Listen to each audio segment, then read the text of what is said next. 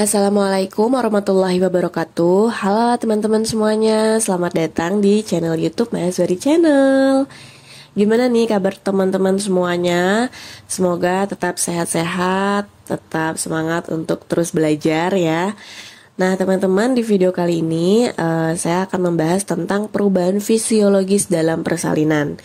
Di video sebelumnya yang saya bahas itu adalah kebutuhan fisiologis. Nah, di video kali ini adalah perubahan fisiologis. Jadi jangan kebalik ya, dua hal ini berbeda. Oke, kenapa sih kalau mungkin dari teman-teman ada yang nanya, kok bahas fisiologis terus nih, nggak bahas kasus-kasus soal ya kayak kasus gawat darurat. Nah, jadi teman-teman, pengalaman dari tes SKB, CPNS dan juga P3K soal yang keluar, khususnya untuk D3 itu bukan lagi kasus-kasus gawat darurat. Mungkin ada, tapi hanya satu atau dua saja yang keluar. Selebihnya itu adalah tentang hal-hal yang fisiologis, dimulai dari kehamilan, persalinan, sampai bayi balita itu adalah hal-hal yang fisiologis. Jadi tetap akan dibahas tentang kasus gawat darurat, tapi di awal akan saya bahas dulu tentang hal-hal yang fisiologis supaya teman-teman dasarnya diperkuat dulu gitu ya. Nah, untuk teman-teman yang mau gabung di grup Telegram, bisa langsung klik link yang aku sertakan di description box. Oke, kita langsung aja masuk ke latihan soalnya. Jadi ini adalah beberapa ringkasan tentang perubahan-perubahan fisiologis yang terjadi pada persalinan ya teman-teman. Yang pertama, perubahan uterus terjadi karena adanya kontraksi yang terus-menerus dan menyebar dari fundus sampai ke bawah abdomen. Perubahan ligamentum rotundum dengan adanya kontraksi menyebabkan fundus yang posisinya bersandar pada tulang punggung berpindah ke depan mendesak dinding perut ke depan. Kemudian perubahan serviks dengan terjadinya pendataran serviks atau effacement menyebabkan pelebaran kanalis cervicalis menjadi satu lubang besar sehingga dapat dilalui bayi. Perubahan sistem urinaria, ibu ingin sering kencing karena kandung kencingnya tertekan kepala janin. Pada saat persalinan terjadi poliuri karena peningkatan kardiak akibat peningkatan glomerulus dan peningkatan aliran plasma ginjal. Perubahan pada vagina dan dasar panggul. Perubahan ditimbulkan oleh bagian depan bayi menjadi saluran dengan dinding yang tipis. Saat kepala sampai di vulva, lubang vulva menghadap ke depan atas. Dari luar, peregangan oleh bagian depan nampak pada perineum yang menonjol dan menjadi tipis, sedangkan anus menjadi terbuka.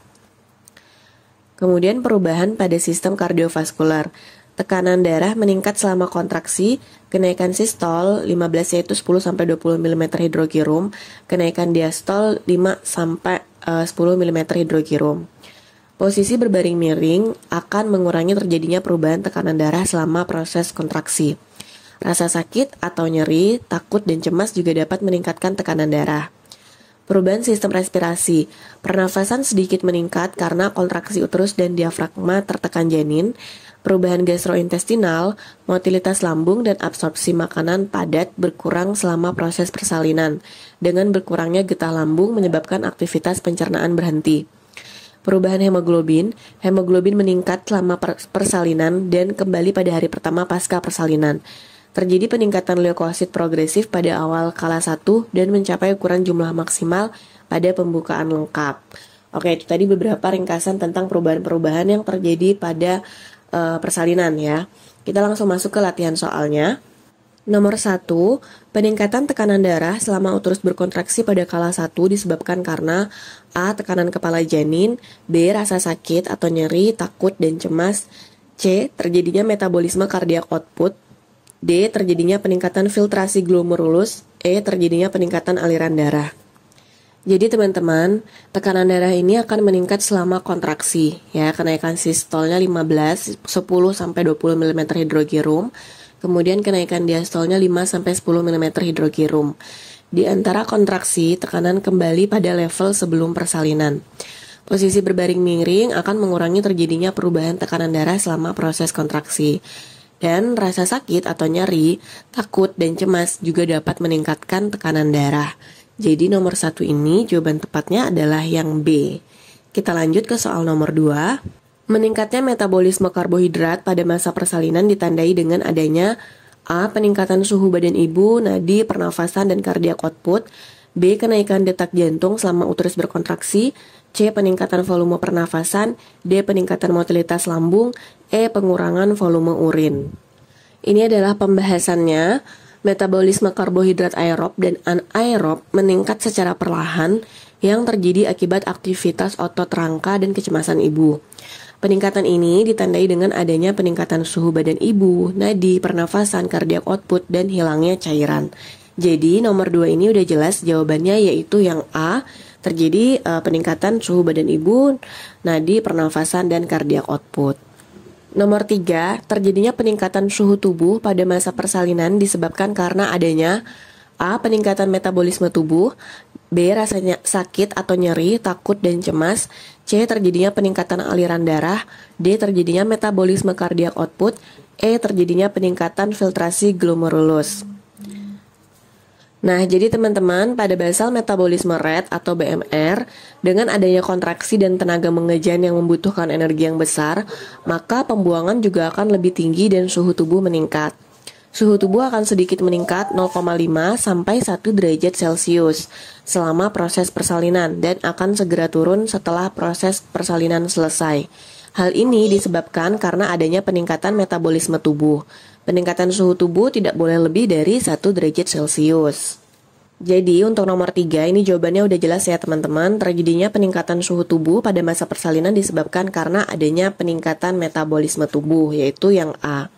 Kita lanjut ke soal nomor 4.